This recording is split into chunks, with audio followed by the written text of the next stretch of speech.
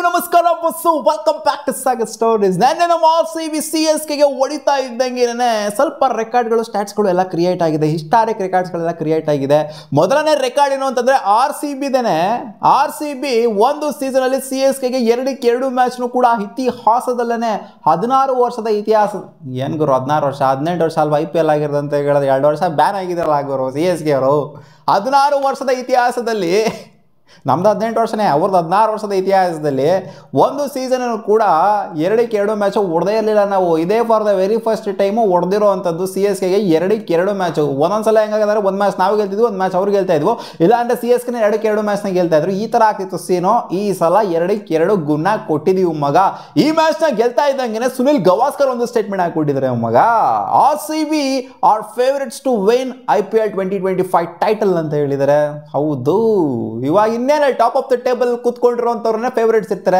RCB, Mumbai ಅವರನ್ನೇ favourites ಇರ್ತಾರೆ, GT. So ಈ 3-4 ತಂಡಗಳೇನಿದೆ ಟಾಪಲ್ಲಿ ಇರುವಂಥವ್ರು ಅವರೇ ಫೇವರೇಟ್ಸ್ ಆಗಿರ್ತಾರೆ. ಆ್ಯಂಡ್ RCB ಕೊಡ್ತಾ ಇರುವಂಥ ಪರ್ಫಾರ್ಮೆನ್ಸ್ ರೀಸೆಂಟಾಗಿ ನೋಡ್ತು ಅಂತಂದರೆ ಅನ್ಬೀಟಬಲ್ ಟೀಮ್ ಥರ ಕಾಣಿಸ್ತಿದೆ. ಆ್ಯಂಡ್ ಮುಂಬೈ ಇಂಡಿಯನ್ಸ್ ಕೂಡ ಅದೇ ಥರನೇ ಕಾಣಿಸ್ತಿದೆ, ಟೀಮ್ ಟು ಬೀಟ್ ಥರ ಕಾಣಿಸ್ತಾ ಇದೆ. ಅನ್ಬೀಟಬಲ್ 2 ತಂಡಗಳು ಆ ಥರ ಕಾಣಿಸ್ತಾ ಇದೆ. ಸೊ RCB ವರ್ಸಸ್ ಮುಂಬೈ ಇಂಡಿಯನ್ಸ್ನ ನಾವು ಎಕ್ಸ್ಪೆಕ್ಟ್ ಮಾಡ್ತಿದ್ವಿ ಫೈನಲ್ಸಲ್ಲಿ ಅನ್ನೋ ಥರ ಸ್ವಲ್ಪ ಜನ ಅನಲಿಸ್ಟ್ಗಳು ಕೂಡ ಹೇಳ್ತಾ ಇದ್ದಾರೆ. ಸೊ ಈ 2 ತಂಡಗಳು ಬಂತು ಅಂದರೆ ಫೈನಲ್ಸು ಒಳ್ಳೆ ಬೆಂಕಿ ಆಗಿರುತ್ತೆ, ಬಾಂಬ್ ಆಗಿರುತ್ತೆ ಅಂತ.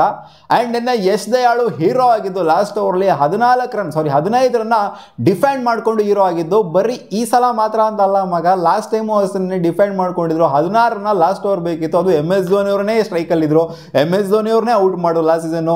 ಈ ಸೀಸನ್ ಕೂಡ MS ಧೋನಿ ಅವ್ರನ್ನೇ ಔಟ್ ಮಾಡಿದ್ರು. ಸೊ ಒಂಥರ ಹೆಂಗಿತ್ತು ಅಂತಂದ್ರೆ ಆಕ್ಷನ್ ಪ್ಯಾಕ್ಡ್ ಓವರ್ ಲಾಸ್ಟ್ ವರ್ಷ ಹೆಂಗಾಗಿತ್ತೋ ಅದನ್ನ ರೀಕ್ರಿಯೇಟ್ ಮಾಡ್ದಂಗಿತ್ತು ಅಷ್ಟೇ, ಅದನ್ನ ರೆಪ್ಲಿಕೇಟ್ ಮಾಡ್ದಂಗಿತ್ತು. ದಿನೇಶ್ ಕಾರ್ತಿಕ್ ಎಸ್ದಾಳ್ ಬಗ್ಗೆ ಮಾತಾಡಿದಿರ ಮಗ. ಇವ್ರ ತರ ವರ್ಕ್ ಎಥಿಕ್ಸ್ನ ನಾನು ಬೇರೆ ಪ್ಲೇಯರ್ಗಳಲ್ಲಿ ಅಷ್ಟಾಗಿ ನೋಡಿಲ್ಲ.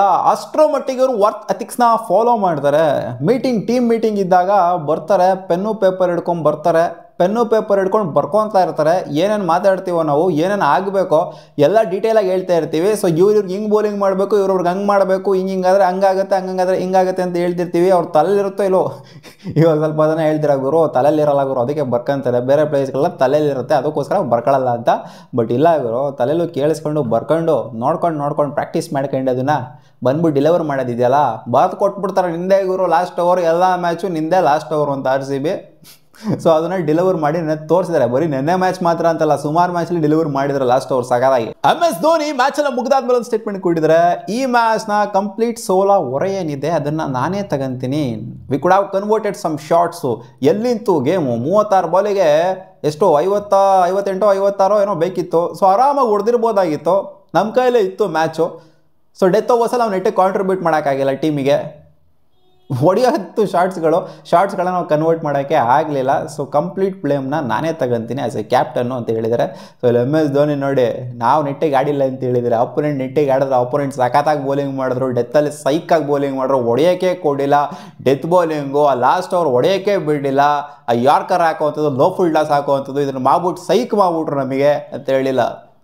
ನಾವು ನೆಟ್ಟಿಗೆ ಆಡಲಿಲ್ಲ ಅಂತ ಹೇಳಿದರು. ನಾನು 2 ಅಲ್ಲಿಗೆ ಬರುತ್ತೆ. ಅವ್ರು ಸಖತ್ತಾಗಿ ಆಡಿದ್ಕೇನೆ, ನಾವು ಸಖತ್ತಾಗಿ ಹಾಕಿದ್ಕೇನೆ ಬೌಲಿಂಗು, ಅವರು ಡಬ್ಬಾ ಥರ ಆಡೋದಕ್ಕಾಗಿತ್ತು. ಒಟ್ಟಲ್ಲಿ ಆಪೋನೆಂಟಿಗೆ ಬಿಲ್ಡಪ್ ಕೊಟ್ಟಿಲ್ಲ ಗುರು. ನೆನ್ನೆ ಸಿಕ್ಕಾಪಟ್ಟೆ ಡಿಸ್ಕಷನ್ ಆಗ್ತಾ ಇದ್ದೇನು ಅಂತಂದರೆ RCBಯ ಕ್ಯಾಚ್ ಡ್ರಾಪು. ವಿರಾಟ್ ಕೊಹ್ಲಿ, ರಜತ್ ಪತಿದಾರ್ ಎಲ್ಲ ಕ್ಯಾಚ್ ಡ್ರಾಪ್, ಟಿಮ್ ಡೇವಿಡ್ ಎಲ್ಲ ಕ್ಯಾಚ್ ಡ್ರಾಪ್ ಮಾಡಿದ್ರು. ಬೆಜಾನ್ ಕ್ಯಾಚ್ ಡ್ರಾಪ್ ಆಯಿತು, ಅವರು ಮಾಡಿದ್ರು, ನಾವು ಮಾಡಿದ್ವು. ಅವರು ಡಿಕ್ಕಿ ಎಲ್ಲ ಹೊಡ್ಕೊಂಡು ಕ್ಯಾಚ್ ಡ್ರಾಪ್ ಮಾಡಿದ್ರು CSK ಅವರು, ಪಾಕಿಸ್ತಾನದವ್ರ ಥರ.